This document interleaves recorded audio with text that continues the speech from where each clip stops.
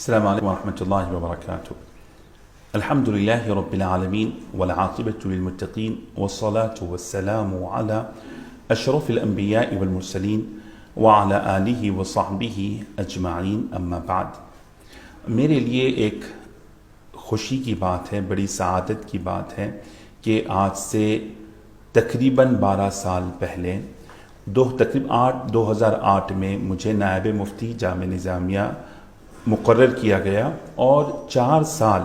حضرت مفتی عظیم الدین صاحب رحمۃ اللہ علیہ کی صحبت میں، آپ کی خدمت میں رہنے کا موقع ملا، اور حضرت قبلہ علیہ الرحمۃ والرضوان نے ہر اعتبار سے افتاء کی میری تربیت فرمائی، اخلاقی اعتبار سے آپ نے میری تربیت فرمائی،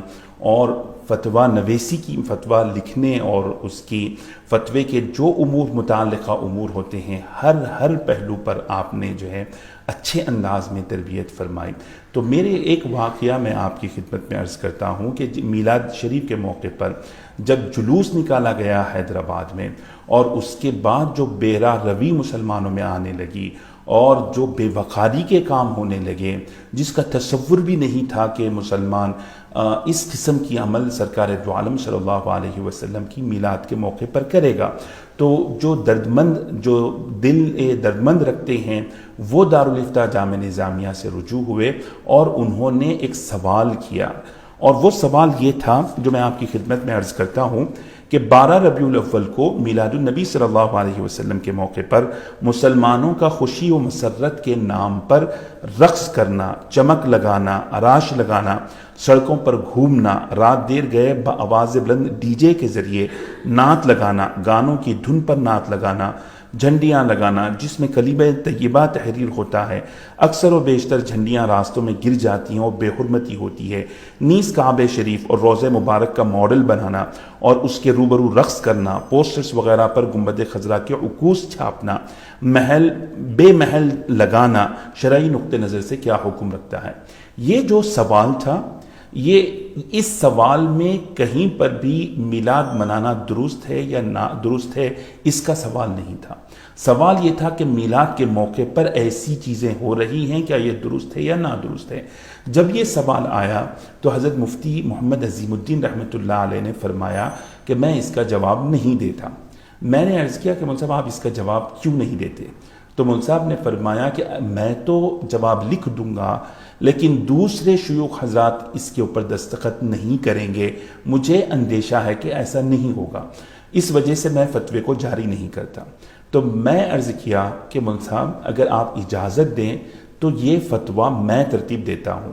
تو وہاں اس دارالافتاء میں اس وقت چند شیوخ موجود تھے، انہوں نے مجھ سے کہا کہ اگر تم فتویٰ مرتب کرو گے تو ہم اس پر دستخط نہیں کریں گے، ہم اسی فتوے پہ دستخط کریں گے جو مفتی محمد عظیم الدین رحمۃ اللہ علیہ کی دستخط جس پر ہو.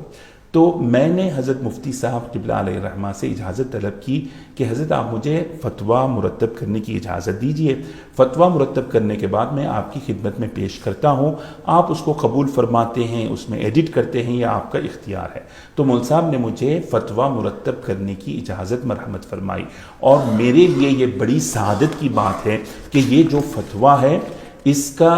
حرف بحرف میں نے ترتیب دیا ہے، یہ میں نے لکھا ہے، جس کی تصدیق حضرت مفتی محمد عظیم الدین رحمۃ اللہ علیہ نے فرمائی، اور آپ کی دستخط سے یہ فتویٰ جاری ہوا. اور جو میں آپ کی خدمت میں عرض کرتا ہوں کہ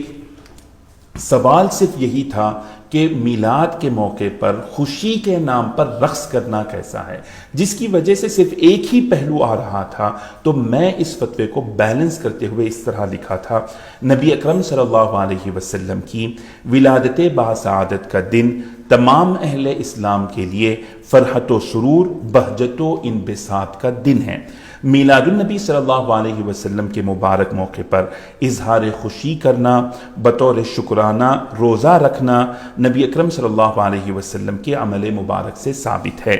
بنا بنی اس مبارک موقع پر نبی اکرم صلی اللہ علیہ وسلم کے ذکر مبارک کی محفل منعقد کرنا،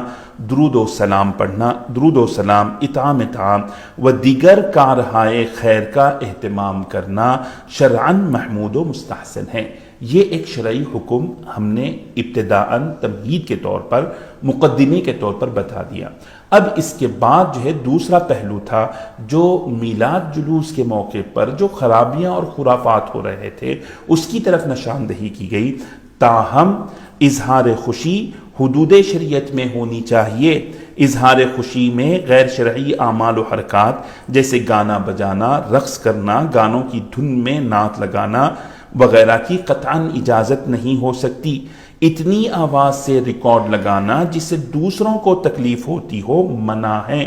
حتیٰ کہ دوسروں کو خلل کا اندیشہ ہو تو بالجہر قرآن مجید پڑھنے کا حکم نہیں۔ ایسی جھنڈیاں لگانا جس میں کلمہ طیبہ تحریر ہو گو کہ جائز ہے، مگر اس کی بے ادبی کے احتمالات کو ملحوظ رکھتے ہوئے اس کی حفاظت کا اہتمام ضروری ہے۔ کعبہ شریف اور گنبد خضرا کا ماڈل بنانا اور راستوں میں رکھنا احترام کے خلاف ہے۔ عرش لگانا غیر اسلامی طریقہ ہے۔ اسلام ایک اعلیٰ و پاکیزہ مذہب ہے، اس میں لغویات، خرافات اور ثقافت و وقار سے عاری حرکات کی کوئی گنجائش نہیں۔ مباح و اعمال خیر میں اس بات کو ملحوظ رکھنا ضروری ہے اس سے دوسروں کو اذیت و تکلیف اور خلل نہ ہو۔ تو میرے لیے بہت خوشی کی بات ہے کہ آج سے 12 سال پہلے یہ فتوے کو اس خاکسار نے ترتیب دیا، اور میرے لیے اس سے بڑھ کر خوشی یہ ہے حضرت مفتی عظیم الدین رحمۃ اللہ علیہ کی دستخط ہے، اور جب مول صاحب دستخط کرتے، میں فتویٰ ترتیب دیتا، مفتی صاحب دستخط کرتے، تو کبھی بھی مول صاحب نے مجھ سے دستخط طلب نہیں کی، یہ نہیں فرمایا کہ تم بھی دستخط کرو۔ غیر رسمی فتاویٰ ہمارے پاس سے جاری ہوتے ہیں تو یا تو وہ مفتی صاحب کی دستخط سے جاری ہوتے، مفتی صاحب کی غیر موجودگی میں میری دستخط سے جاری ہوتے ہیں۔ یہ ایک غیر رسمی فتویٰ تھا، مفتی صاحب نے اس پر دستخط فرمائی اور مجھے حکم فرمایا تم بھی دستخط کرو۔ تو میری خوشی کی بات یہ ہے کہ حضرت مفتی صاحب قبلہ علیہ الرحمہ کے ساتھ میری دستخط بھی اس پہ موجود ہے۔ عزیزان گرامی، یہ 12 سال پہلے کی کیفیت تھی جو میلاد جلوس کے آغاز کے بعد سرکار کی محبت کے نام پر ایسی خرافات لغویات ہو رہی تھی، لیکن اب جو ہے جو صورتحال میں دیکھ رہا ہوں، اب پانی سر سے اونچا ہو گیا ہے، اس میں کسی بھی قسم کی ڈیلے نہیں ہو سکتے، یہ ایمرجنسی صورتحال ہے۔ مسلمانوں کی، حیدرآباد کے مسلمانوں کی جو اخلاقی گراوٹ ہے، جو فکری زوال ہے، جو تعلیمی زوال ہے، اس کو اگر دیکھنا ہو تو وہ میلاد جلوس میں آئے، اس کو پتا چلے گا کہ مسلمان کس حد تک اخلاقی زوال کا شکار ہو چکے ہیں، یہ کس حد تک یہ تعلیمی طور پر پسماندہ ہو چکے ہیں کہ ان کے اندر اخلاق کی بلندی بالکل باقی نہیں رہی۔ یہ حیدرآباد کے مسلمانوں کے لیے لمحہ فکر ہے۔ کسی کو بھی اگر یہ دیکھنا ہو کہ مسلمانوں کی جہالت حیدرآباد میں کیا ہے تو میلاد جلوس میں آ کر دیکھ لیں، کسی کا احترام نہیں ہے، لوگ ٹریفک کا احترام نہیں ہے، خواتین اپنی دروازے بند کر رہے ہیں۔ جو اطلاع مجھے ہے کہ اس قسم کی گاڑیاں چلا رہے ہیں، گھر والوں کو ہیبت ہو رہی ہے کہ کوئی ایکسیڈنٹ تو نہیں ہو گیا ہے، رات میں سو نہیں، شب میلاد لوگ سو نہیں سک رہے ہیں جن کے گھر سڑکوں کے قریب موجود ہیں۔ تو یہ کیسا ہم پیغام دے رہے ہیں سرکار کی میلاد کے موقع پر؟ غیر مسلم خواتین اگر جا رہی ہیں، گزر رہی ہیں، تو وہ ہیبت کا شکار ہو رہی ہیں کہ مسلمانوں کی کیا کیفیت ہے۔ اور جو اوباش بچے اس میں آ رہے ہیں، ان کے بے رونق چہروں کو آپ دیکھیں اور ان کے عمل کو دیکھیں تو ایسا پتا چلتا ہے کہ ان کا اسلام سے، تعلیم سے، اچھے گھرانوں سے کوئی تعلق نہیں ہے۔ تو میں گزارش کرتا ہوں حیدرآباد کے علماء سے کہ یہ ایک سنگین مسئلہ ہے، اور تمام مکاتب فکر کے علماء سے میری مخلصانہ اپیل ہے کہ اس جانب آپ توجہ دیں۔ یہ ایک بڑی خرابی ہے، پانی سر کے اوپر ہو چکا ہے، کسی قسم کی کوئی ڈیلے اس میں نہیں ہو سکتا ہے، فی الفور سخت اقدامات کرنا ضروری ہے۔ اس میں اگر کوتاہی ہوگی تو اس کے ذمہ دار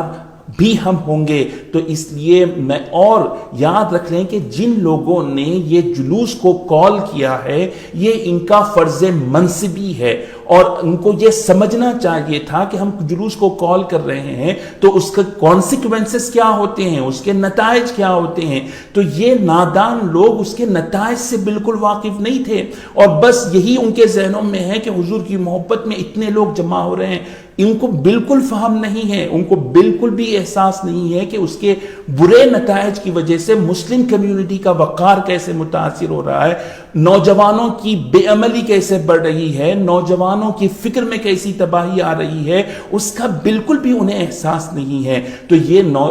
میں علماء سے خواہش کرتا ہوں کہ ایک مہم کا آغاز کریں اور اس بارے میں عوامی شعور بیدار کریں اور نوجوانوں کے اندر تعلیمی اور اخلاقی فکر پیدا کرنے کی کوشش کریں. وصلی اللہ تعالی علی خیر خلقہ سیدنا محمد وعلی آلہ وصحبہ وبارک وسلم اجمعین والحمد للہ رب العالمین.